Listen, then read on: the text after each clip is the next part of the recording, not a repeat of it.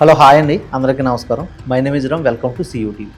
ఈరోజు వాణిజ్య సదుపాయాల మీద కొరత, దీని మీద నరేంద్ర మోడీని సోషల్ మీడియాలో ఏకి పడేస్తాం యువత ట్యాగ్ లైన్ అండ్ ఇప్పుడు తమిళని చూసే వచ్చి ఉంటారు.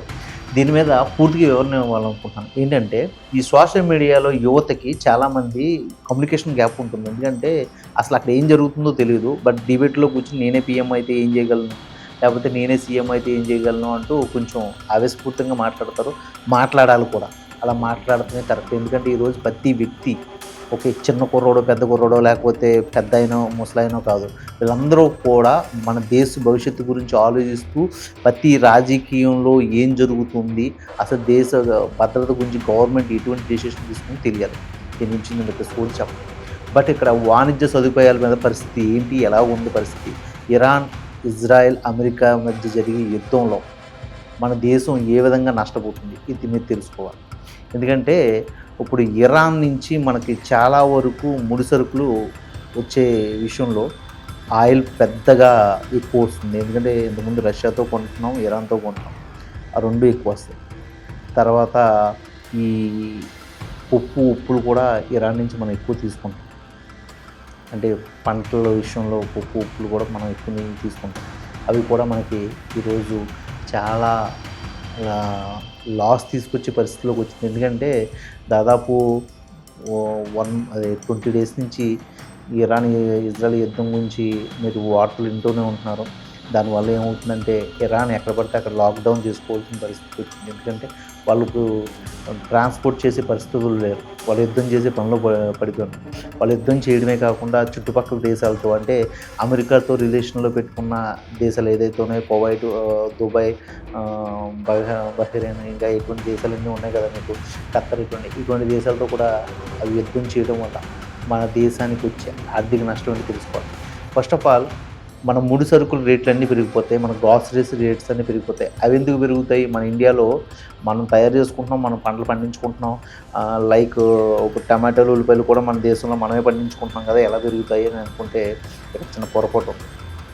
ఫస్ట్ ఆయిల్ రేట్లు అంటే ఇప్పుడు క్రూడ్ ఆయిల్ రేట్లు ఉన్నాయి కదా, క్రూడ్ ఆయిల్ అనేది ఇరాన్ నుంచి మనం ఎక్కువ దిగుమతి చేసుకుంటున్నాం, లేకపోతే రష్యా నుంచి. ఈ రెండిట్ల నుంచి వచ్చి ఈ షిప్స్ని ఎక్కడ పడితే అక్కడ ఆపేసి బ్లాస్ట్ చేయడాలు ఇవి జరగడం వల్ల ఈ షార్టేజ్ వచ్చింది. దానివల్ల ఏమవుతుందంటే ఇండియాలో చాలా తక్కువ ఆయిల్ ఉంటుందేమో అనే ఆ ప్రాపగాండ్లో ఈరోజు ట్రావెలింగ్ ఏదైతే ఉందో దాని ధరలు పెరిగిపోయింది. ఈరోజు మొత్తం ఇండియా వరకు సప్లై చేయాల్సిన ట్రావెలింగ్ ఏజెన్సీస్ ఏదైతే ఉన్నాయో ధరలు పెంచేసింది. దానివల్ల ఏమవుతుందంటే ఇప్పుడు టమాటా కొనాలన్నా, లేకపోతే ఒక కందిపప్పు కొనాలన్నా, లేకపోతే ఇంకేదైనా వాణిజ్య సదుపాయ సరుకులు ఏదైనా కొనుక్కోవాలన్నా కూడా ఆ సరుకుల రేట్లు ఈ ట్రావెలింగ్తో ముడిపడి ఉంటాయి కాబట్టి అవి రేట్లు కూడా పెరిగిపోతున్నాయి. దీని మీద నరేంద్ర మోడీ ముందే బాగా ఆలోచించాడు. ఇప్పుడు కాదు, ఒక 10 years నుంచి అతను పిఎం అయిన నుంచి ఇటువంటి సమస్యలు చెక్ పెట్టడానికి అతను నేషనల్ హైవే రోడ్స్ని అయితే మాత్రం బాగా డెవలప్ చేయడం మొదలుపెట్టాడు. ప్రతి నెలకి 125 kilometers రోడ్ని అయితే అతను ఎక్స్టెండ్ వేస్తూనే వచ్చాడు. ఎందుకు ఇలా చేస్తున్నాడు, నేషనల్ హైవేస్ మీద ఎందుకు ఇంత ఫోకస్ పెట్టాడు అనుకున్నప్పుడల్లా మాకు తట్టిన ఆలోచన ఏంటంటే నరేంద్ర మోడీ చేసేది ఈ విషయంలో మాత్రం కొంచెం మంచి ఆలోచన. ఎందుకంటే రోడ్స్ బాగున్నాయంటే వెహికల్ యొక్క స్పీడ్ పెరుగుద్ది, దానివల్ల ఏమవుతుందంటే మైలేజ్ కవర్ అవుతుంది, దానివల్ల ఇంధనం యొక్క ఖర్చు తగ్గుద్ది, దానివల్ల ఈరోజు ట్రావెలింగ్ ఖర్చు తగ్గుద్ది. ఆ ట్రావెలింగ్ ఖర్చు తగ్గడం వల్ల ఎక్కడ పడితే అక్కడ మీకు వాణిజ్య సదుపాయ సరుకులన్నీ కూడా మీకు దొరుకుతాయి, గ్రాసరీస్. అలా నరేంద్ర మోడీ తీసుకున్న ఆలోచన అయితే చాలా బాగుంది.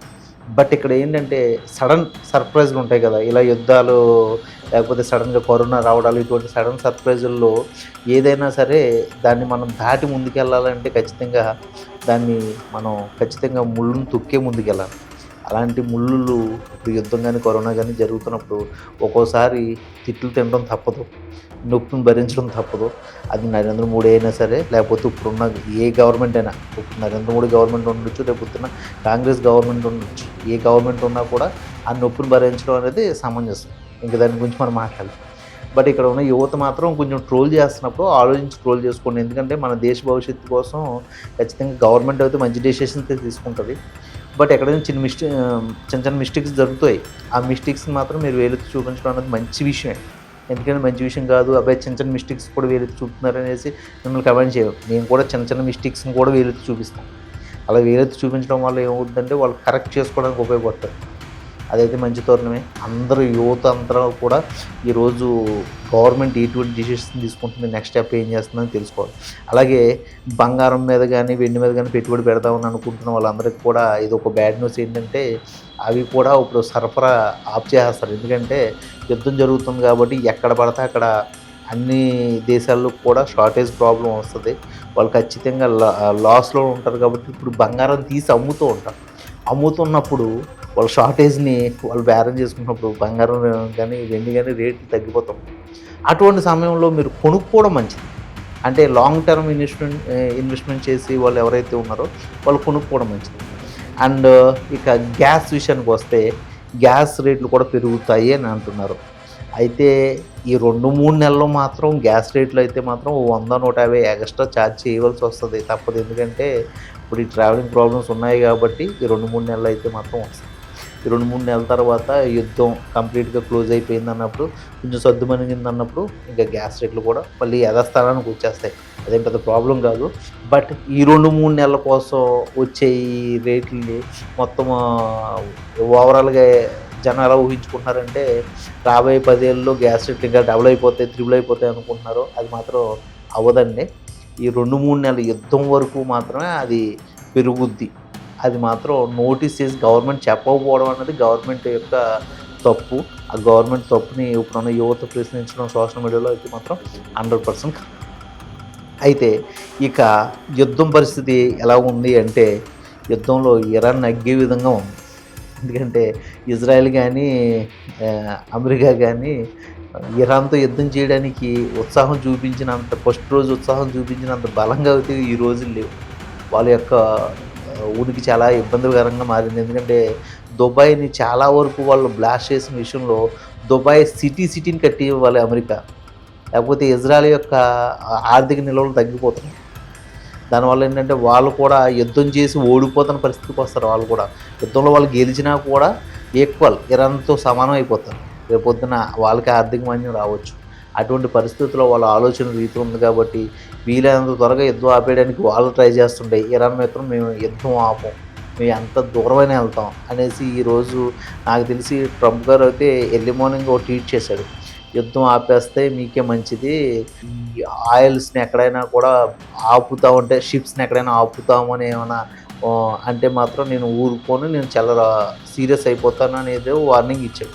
దానికి ఇమీడియట్గా ఇరాన్ నుంచి వచ్చిన ట్వీట్ ఏంటంటే వాళ్ళు కూడా ఎక్స్లో ట్వీట్ చేస్తారు. అది విషయం కూడా ఎక్స్లో ట్వీట్ చేయడం అనేది కొంచెం ఆశ్చర్యంలో విషయం అన్నమాట. ఎక్స్లో ట్వీట్ ఏం చేశారంటే మేము యుద్ధం అయితే ఆపం, ఎక్కడ ఆయిల్ బ్యారల్స్ కనిపించినా మీ షిప్స్ కనిపించినా మేము పెళ్లి చేస్తాం, యుద్ధం అయితే ఆపం. మేము నిన్న మొన్నటి వరకు పక్క కంట్రీస్ మా సోదరుమణులు వాళ్ళనే మేము ఏదో మా వాళ్ళు అనుకున్నాం, అయినా సరే వాళ్ళని కూడా క్షమించేది లేదు. కువైట్ మీద బాంబులు వేస్తాం, ఈరోజు అబుదాబి మీద కూడా బాంబులు వేస్తాం అనేసి వాళ్ళు అయితే కరాఖండిగా చెప్తున్నారు. యుద్ధం అయితే మాత్రం ఇంకో 4 వారాలు అయితే ఎక్స్టెండ్ చేసే విధంగానే ఉంది. ఎక్కడా కూడా బేరసారాలు జరిగే విషయంలో కానీ లేకపోతే తగ్గే విషయంలో కానీ మాత్రం ఇరాన్ లేదు. అంటే ఇరాన్ విన్ అయ్యే పొజిషన్లో ఉందని దీని అర్థం. మరి దీని మీద ట్రంప్ ఎటువంటి నిర్ణయాలు తీసుకుంటాడు, ఇరాన్కి వెనకాల సపోర్ట్ ఇచ్చే సీక్రెట్ కంట్రీస్ ఏంటి అనేవి రాబోయే వీడియోలో మీరు తెలుసుకుంటారు.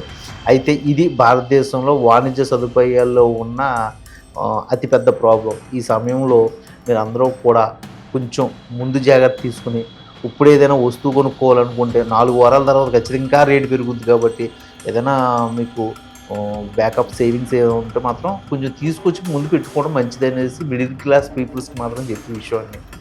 అది మాత్రం మీరు గమనించి మాత్రం కొంచెం ముందుకెళ్తే మంచిదని నా ఉద్దేశం అండి. ఇది ఈ వీడియో యొక్క ముఖ్య సారాంశం. మీకు ఈ వీడియో నచ్చిందని అనుకుంటున్నాను. ఇప్పటివరకు ఈ వీడియో చూస్తున్నారంటే ఖచ్చితంగా మీకు ఈ వీడియో నచ్చిందని నేను అనుకుంటున్నాను. ఇలాంటి మంచి వీడియోలతో మీ ముందుకు రావాలంటే ఫస్ట్ ఆఫ్ ఆల్ నా వీడియో సబ్స్క్రైబ్ చేయాలి మీరు, అలాగే లైక్ చేసి మీ ఫ్రెండ్స్కి ఫార్వర్డ్ చేయాలి. ఓకే, ఇది చేస్తారని కోరుకుంటున్నాను. ముందు బెల్ ఐకాన్ ఆన్లో పెట్టుకోండి. అలాగే మీతో మంచి విషయంతో మంచి కంటెంట్తో మీ ముందుకు రావడానికి నేను ముందుంటాను. అప్పటి వరకు సైన్ అవుట్ మీరు.